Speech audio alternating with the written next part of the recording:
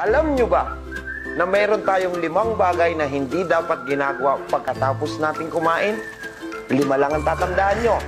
S, S, S, F, D. Ang unang S ay ang sleep. Bawal matulog pagkatapos kumain kasi nasisira ang metabolismo natin. Ikalawang S, smoke. Dahil pag naninigarilyo tayo, yung nicotine, humahalo sa dugo, nagpapabagal ng sirkulasyon nito. Ikatlong S, shower. Pag nagsa-shower tayo, lumalamig ang nerves ng kamay at paa na nagbabagal din ng sirkulasyon ng dugo. Ikaapat ay ang F. Mali ang kumakain tayo ng fruits pagkatapos kumain dahil ang enzyme dapat kinakain bago ang meals. At ikang huli, yung drink tea.